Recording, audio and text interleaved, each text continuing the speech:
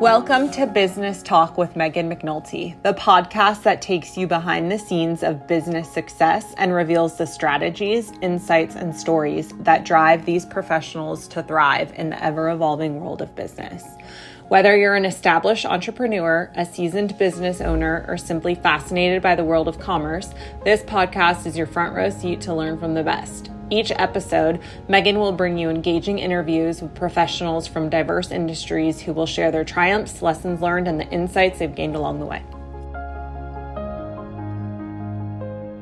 Hi, Neal. How's it going? It's going very well. Thank you. Thanks for being here. My pleasure. So this is exciting. So Neal is well, let him introduce himself, a lobbyist and attorney, but we are going to interview about your lobbying firm right now. Okay. If you're okay with that. Yeah, absolutely. Okay. Great. We're in different environments. Hopefully this turns out good. But okay, so what exactly is lobbying? How does it differ from advocacy or public relations? And before you answer that, could you just kind of introduce yourself too? Sure. I'm Neal Tomlinson. I'm a business attorney and lobbyist and political strategist. I primarily do work in Nevada, Wyoming, and California. I've worked in other states as well and nationally, but those are the states that I focus on. As far as lobbying is really when you're trying to achieve an objective legislatively, which is, changing the law or even preventing a law from being changed. And I guess since we're in Park City, I'll put my hat on too, so I can be like you. Yes, we're in Park City, Utah right now. Beautiful, beautiful day. So, lobbying and advocacy, they're very similar. I think more of advocacy is, doing something in a more of a public forum, whereas lobbying, a lot of times it's done individually with legislators. There's a public side of it too, of course, if a bill has a hearing, but I primarily represent businesses that are highly regulated by the government. So examples of industries that I represent businesses in include gaming, public utilities, energy, water, financial services, transportation, real estate development, those types of industries that you have to get some sort of license or a permit or a government approval with. So a lot of my work involves not only the lobbying side of it legislatively, and that can be at the state or the local level. So you're talking about city councils, county commissions, and of course, the state legislature. So those are the three main types of government bodies that I advocate and lobby for clients at. But also it can be state agencies. So for example, if a business is regulated by a state agency, so I'll just use an example, say the Nevada Transportation Authority, they regulate taxi cabs and limousines and ride shares and buses. And they have regulations that they pass. And so there's, not only is there lobbying involved at the state level with the legislature who sets the laws, but then at the agency level also, for example, that agency has 3 full-time commissioners and they collectively make administrative decisions that impact businesses. So a lot of times you can lobby those agencies as well, not just the commissioners, but also the staff members.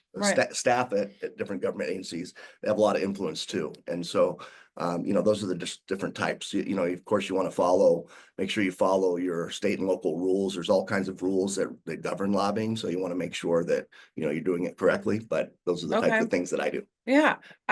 A lot of people that listen to this podcast are business owners, are people that are entrepreneurial minded. So I'm trying to get across to those listening that lobbying or lobbyists are your friends because they're going to lobby for your business interests, make sure you're successful. Can you walk me through how a typical lobbying effort works? Yeah, sure. So, typically a lobbying situation arises when a business has a problem, right? There's something that's impacted in a negative way and they want to fix it. So the way that you do that is you propose a law that fixes a certain problem. And, it also can be if the government introduces a new piece of legislation that's going to negatively impact your business, then you're on the opposing side. So in that case, you would be trying to oppose a bill. Whereas if you have a problem that you yourself want to fix for your business, then you'd go to a lawmaker and propose to them, hey, would you sponsor a bill that will fix this business problem for us? Okay. And it's a lot of work, a lot of work. And the reason is you have to really understand your client's business so that you know how to help them fix the problem. And all businesses have problems, and they have to decide what the value of that problem is to fix, right? So you can't fix every little problem all the time. But if it's significant enough that's negatively impacting a business, you really want to dive in and understand their business. So a lot of clients that I have, reason why I focus on regulated business is because that was my background. I started out at the Public Utilities Commission, the Public Service Commission, actually, first in Wyoming, and then the Public Utilities Commission in Nevada. So my background was as a regulatory attorney. And then that just naturally evolved into advocating before government agencies. Okay.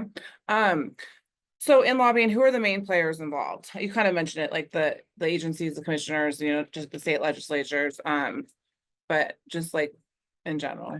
Yeah, so in general, typically what happens is a constituent, a voter will go to whoever represents their district, for example. Say it's a state issue, and they go to a state senator, their state senator, and say, hey, I think we ought to have a law to do ABC. Okay. And so that's how the idea gets started. And then if the lawmaker is receptive to the idea, then he might give what's called a bill draft request, which means you're requesting an actual piece of legislation to be set aside to try to fix whatever problem this is. Okay. And so it starts really with the lawmaker. Sometimes they will come with their own ideas too. They, of course, attend conventions and conferences throughout the United States with other lawmakers. And so, a lot of times you'll see issues that arise in one state will eventually arise in another state too. Mm-hmm. And so, they try to keep educated and be in tune with those types of problems. So that's how it starts. It goes with going to a person who has decision-making authority, such as a legislator who represents your district or the district that your business is in. And then you propose to them, hey, would you be interested in helping us sponsor a bill to solve this problem? Okay. And then what would make a lobbying campaign successful? Well, it starts out with being trustworthy. There's nothing worse for a lobbyist to go in and be unprepared and not understand the issues. So it really comes down to trust at the very beginning. And along with that trust, it's very important to make sure that you know what kind of opposition might come up to whatever it is you're proposing. You need to tell the lawmaker the pros and the cons, not just your side of it. This is what we want and why, but also this is what opposition might say. Right. Like, for example, if you come in and you say, we really need to solve this problem because we're negatively impact ABC. The next thing you need to tell them is, critics would say this though. And, it's really a good opportunity for you to frame for your client the issue, the negative side of the issue to the lawmaker too, because that builds trust with them, because they don't want you coming in there and telling them misinformation for one. That's a deadly sin of a lobbyist. You've got to be credible. You've got to have your information and facts, and then you've got to be truthful with everything that you present to them. And I really see the job of lobbying as really educational. You're trying to educate these people. So the states that I work in primarily, it's a citizen legislature. So these are people who have regular jobs, right? But they're they decide they want to try to do some public service. They run for office, they get elected, and now they're sitting on a committee that's resolving issues that they have no experience in. So a lot of times, the most of the effort is spent just educating people about whatever the issue is. Right.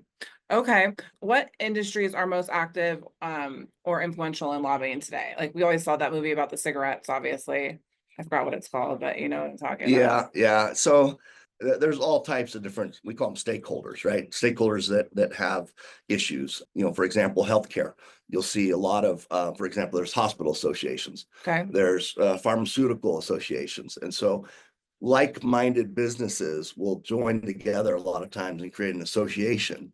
And that gives them more clout, more credibility, more financial wherewithal to do things like this. And so associations really play a big role in business lobbying efforts, because the industry group, they know their industry, right? It's made up of people who are in that business, and so they're experts in their field. And so associations, when they go and advocate in front of a legislature or a county commission or city council, they have a lot of credibility because they bring that expertise. Right. So associations are big. Of course, unions, labor unions. Of course, trial lawyers are a very strong group in many states. But really associations, there's all different types. Nonprofits get involved if it's a, public interest issue. Okay. So there's all kinds of stakeholders. And, one thing that's really important also is when you have, if you're going to undertake a lobbying effort, you need to kind of sit down and really put together a plan where you think, okay, who might be in favor of what we're trying to do and who might be against, and reach out to both sides and have a discussion with them about it. Because, you might learn information about a different way maybe to fix the problem or an easier way to solve it. So it's important to get stakeholders on your side. And it's also important to maintain relationships with other stakeholders that industry may be interacting with. Right. My next question would be, how do you think the landscape of lobbying has changed over the last 5 to 10 years? Has it changed, or is it still the same, same deal, different century? It's changed a lot. Okay. And I think, unfortunately, I don't think for the better. I think that, the divisiveness that we see in national politics has filtered down to the local level, and state and local level. And, I think things are not as civil amongst people as it used to be. It used to be that, things weren't always a Republican or a Democrat issue, right? They were just an issue, a business issue. Right. But unfortunately, almost everything, in the environment that we have today politically, most everything gets pigeonholed as, well, no, that's a Republican thing. They want that, or it's a Democrat thing. And, most of the stuff I'm working on is business issues. They are business issues, businesses that employ a lot of people and, generate, economic activity for the economy. And so, I try to not look at things politically. I look at it as, what's good for the people that this legislature is supposed to be serving. Is this good for their constituents? And if it's not, then it's a much tougher job, obviously, to get something passed. So you've got to come up with real solutions. And, one thing about lobbying too is you've got to be prepared to be flexible and to negotiate. And, there's a whole cycle of the way that a bill becomes a law at the end. And it's an ugly cycle, and things change and amendments are brought, and a bill that may start out as one thing at the end of the legislative session, it may be a completely other bill because of amendments. And so you really have to stay involved. You may think that you've got a bill that's doing one thing, and then at the end, something gets changed, even just a word or a sentence gets changed, and it changes the whole dynamic of that legislation. So you've really got to focus on that. And, there's a term that we use as lobbyists, and legislators use it too. It's called unintended consequences. So a lot of times if you're promoting a bill, anybody that's promoting a bill, they may have great intentions and they want it to do a certain thing, right? But then the way it's written or the way it gets changed ends up hurting rather than helping. Right. And so it's very important to make sure that you have it drafted correctly, that you have it really thought out as far as what you're trying to solve and why. And, I would say too, a successful lobbying team is a very diverse group in my opinion. Some lobbyists are lawyers like myself, many are not. And I think it's important to have on a lobbying team to have both lawyers and non-lawyers, because they both bring a different perspective. I think you need to have a lot of diversity on your team as well. You need men, you need women, you need people from different backgrounds and cultures, because that's how the legislator's made up, right? The legislature is made up of a very diverse group of people. And so, you need, as a successful lobbying team, to really have not only industry knowledge, of course, but you also have to have a group that is properly prepared, politically and educationally to talk to the different legislators. Why do you think lobbying gets such a bad rap? Well, I think there's a perception that sometimes things happen behind closed doors, which, have they? Yeah, I think they have. But really, the legislature and the legislative process is an open process. I mean, it's public. In this day and age, almost every hearing is televised, or broadcast, on the internet or through some sort of website. It's always available. They post agendas for meetings. They post background information in some cases, as far as exhibits that people might be wanting to talk about at the hearing.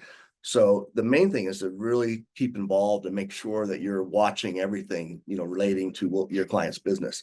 And sometimes, sometimes there are deals that are made, but they're made with the intention of making the bill better or solving somebody's opposition to a bill. So, but most of that, comes out publicly at a hearing. Some does not, but that's why it's important that businesses have a lobbyist, because if you're not there and you're not in the know, you've missed out, right? I'll give you an example. So, I've done quite a bit of water legislation. So generally, the government regulates water very, very closely. And sometimes the government wants to change the way that the water laws are, like any issue. Well, I'm just using water as an example. Okay. If you own, for example, there's a lot of investors that invest in water portfolios. So they're buying water rights. So they have private water rights. And if there's a move by the government to change the way that process happens, it can destroy the value of that water rights portfolio. Right. And so, you may not even know because you don't have anybody up at the State House watching it for you. Right. But your whole investment can be wiped off, in a matter of a couple of months by a change in the law. So it's really important for every business to, in my mind, have at least a lobbyist, on retainer to monitor everything. And then if it rises to an issue where you have to actually get involved politically or legislatively, then that's fine. That's another discussion. So you're, run your own law firm and, had another lobbying firm that you eventually sold, I believe. I could be wrong about that. But I'd like you to explain, how did you start your lobbying business and to get it to a point where actually someone was interested in, absorbing it?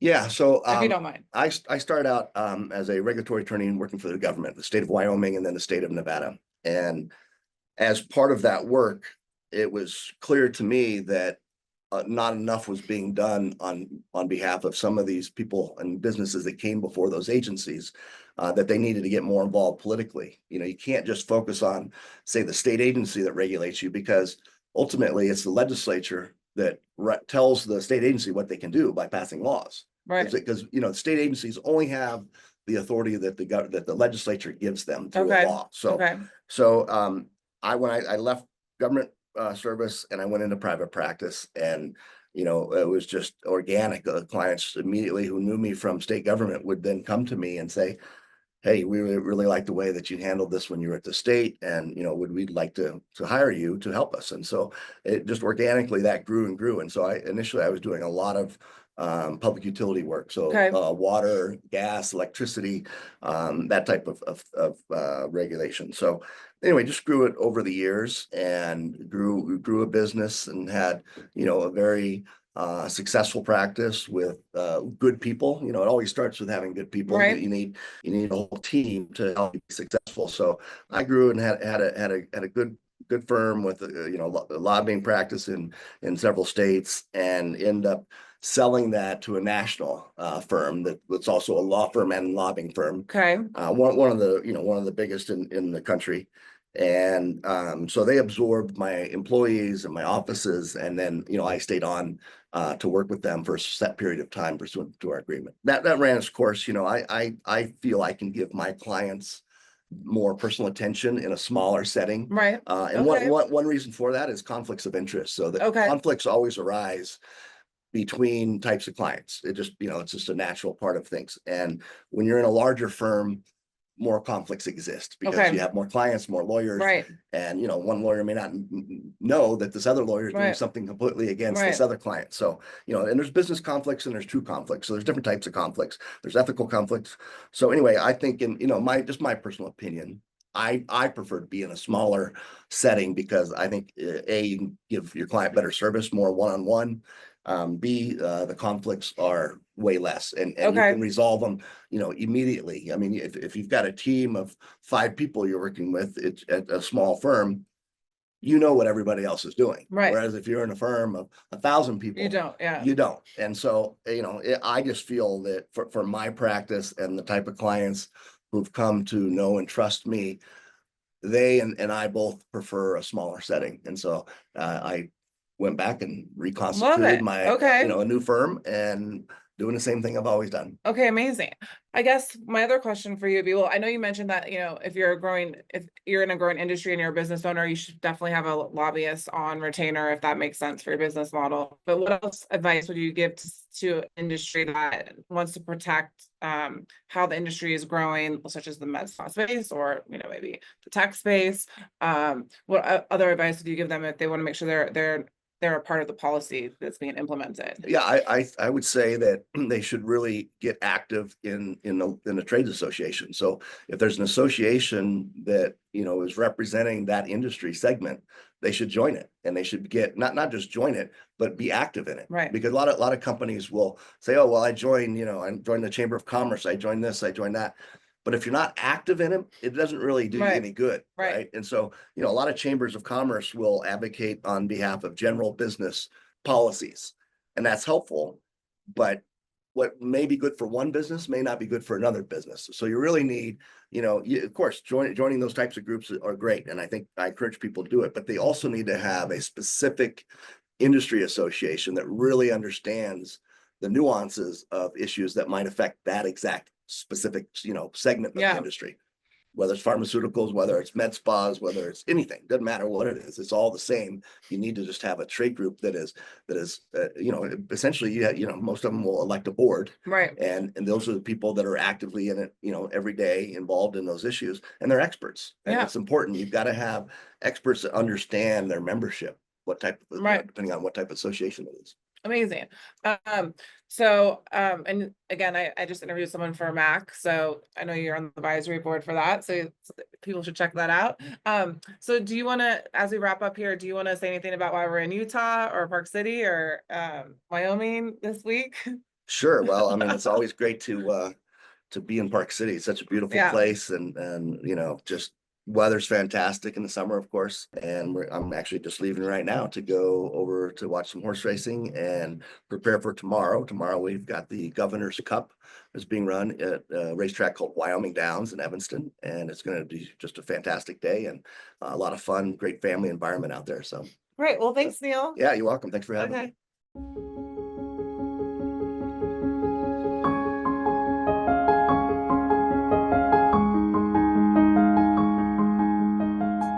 If you've enjoyed today's episode, please consider subscribing to the Business Talk podcast and leaving us a review on your favorite podcast platform.